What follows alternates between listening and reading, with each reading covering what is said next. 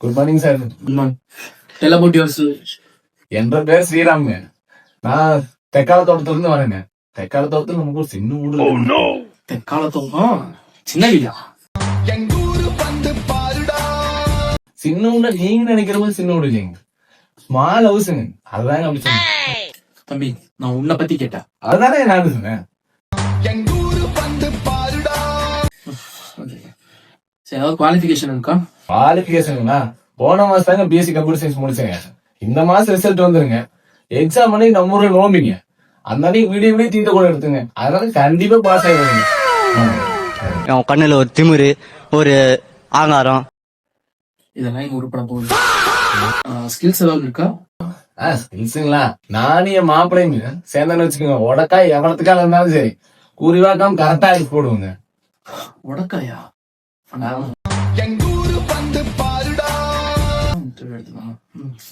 சரி, ஏதாவது எக்ஸ்பீரியன்ஸ் ஆகுது இருக்கா? என்னங்க அசால்ட்டா கேட்டு போட்டீங்க. பொழுதோ நேரம் காட்டு பக்கம் போனோம்னு வச்சுக்கோங்க. மாட்டை அவுத்து கட்டுறதுல இருந்து ஆட்டை பட்டியல் விட்டுற வரைக்கும் நம்ம தான். நமக்கு அதுல ஒரு 5 வருஷம் எக்ஸ்பீரியன்ஸ் இருக்குங்க. இங்கேயும் இருக்க வேண்டியதாப்பா. இங்க இருக்கு ஒண்ணும் இல்லப்பா. எவ்வளவு சேலரி எக்ஸ்பெக்ட் பண்றீங்க? அது என்னங்க, மாச கடைசி வரைக்கும் கையில காசு இருக்கிற மாதிரி இருந்தா போகுது. ஓ, அவ்வளவு போதுமா? சரி. என்ன கிளாஸ்ல தண்ணிங்களா? கொஞ்சம் தண்ணி தான் எடுத்து குடிச்சுக்கிட்டுங்களா?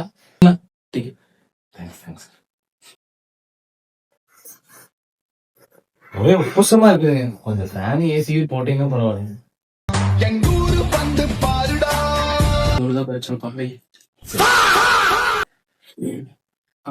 நாங்க ஏன் உங்களை ஹையர் பண்ணுவோம்? அது எதனா பொழுதாண்ட பக்கத்து வீட்டு ராக்காய்க்கா வந்து என் அம்மாட்ட 2 ஐடி கம்பெனில 50,000 சம்பளம் வாங்குறேன், 9,000 கூறு திருந்து திரிறான்னு எனக்காக பேசி போட்டாங்க. அதனாலதான் இந்த வேலையை மட்டும் நீங்க போட்டு கொடுத்துருங்க வச்சுக்கோங்க. ராக்காய ராக்கிட்டு பாற போட்டுருவோனுங்க. தம்பி புடக்கா எங்க இருக்குங்க? புடக்காதியா? அதானுங்க ரெஸ்ட் ரூம் சார்.